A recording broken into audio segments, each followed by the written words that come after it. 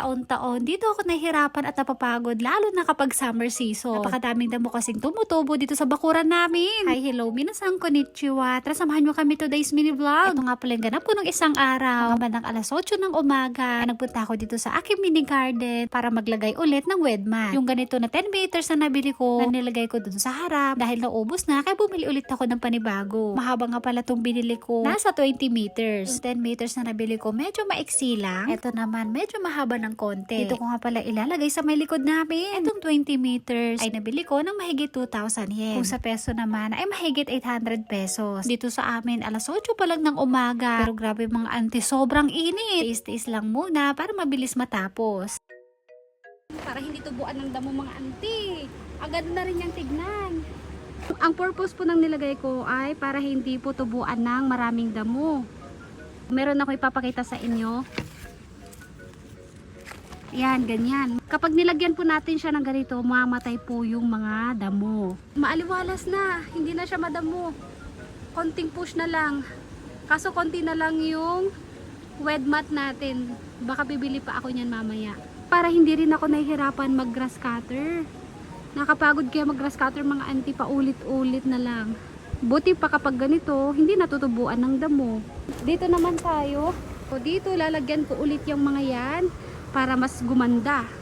Tuwing tag-init dito sa amin, dito talaga ako nahihirapan. Ang daming tumutubong mga damo. Ang bilis ding humaba, lalo na kapag panay ang ulan. Kung nakasubaybay kayo sa mini vlog ko dati pa, taon-taon na ito mga damo na to, ay lagi kong ginagrass cutter. Taon-taon ako lang din ang naglilinis dito mga auntie. Yung tipong kakaputol mo lang ng damo, makalipas ang isang buwan, ay mahaba na naman. At gusto ko nang sumuko, hindi pwede. Dahil ayoko makitang madumi yung bakuran namin. Kaya naman para hindi na ako mahirapan sa pag-grass cutter, nag-isip ako ng pwedeng ilagay dito para hindi natubuan ng maraming damo. Medyo magastos nga lang kapag bili ng wed mat.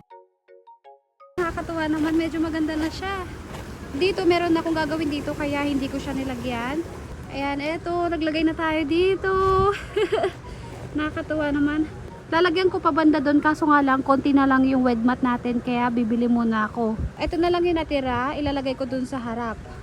Pinagpapawisan na ako, sobrang init. Mga auntie, tignan nyo naman, ang ganda na. Maaliwalas ng tignan. Tapos maglalagay tayo dito sa harap. Ito yung mga damo na hindi nawawala dito sa harap namin. Kaya lalagyan natin ng ganito. Lalagyan ko ng ganito para matuyo yung mga damo na yan. Pagkatapos ko maglagay dun sa likod, etong natira naman ay ilalagay ko dito sa harap. Sa paglalagay nga pala ng ganito, hindi ko na pinapakuan. Ilalagyan ko na lang ng bato o kahoy para hindi liparin o matanggal. Naubos na yung wed mat natin. Tatanggalin ko din itong mga antibali. Hintayin ko lang matuyo yung mga damo. So, andito tayo sa mga tanim ko. Ang haba na. Ang bilis. Ito yung sayote. Mahaba na din. Ang dami ng mga dahon. Ito yung kamatis natin. Ang dami na. Ang liliit. Ang cute naman ng cherry tomato natin. Nagtanim din ako dito ng patola, sitaw, mga beans. Lang muna yung update ko sa inyo mga auntie kasi ayan, pawis na ako. Gusto ko na pong pumasok sa loob dahil ang init-init na. Mamaya na ulit ako mag-garden. Grabe ang init. Pinagpapawisan na po ang auntie. Sa wakas po mga auntie, natapos din ako sa paglalagay ng wed mat. Dahil napakaluwang ng bakura namin, kulang yung nailagay ko kaya bibili ulit ako ng panibago. Pagkatapos kontakpan yung mga damo, nagpunta ako dito sa aking mini garden para maglagay ng tali na pag-aakyatan ng mga gulay ko. Nakakatuwa kasi ang lalago na po mga auntie. Lalo na yung sayote at kalabasa, ang bilis nilang humaba. Kaya lang po maraming salamat sa panonood. Thank you for watching. Sayonara and Bye-bye! Rusa.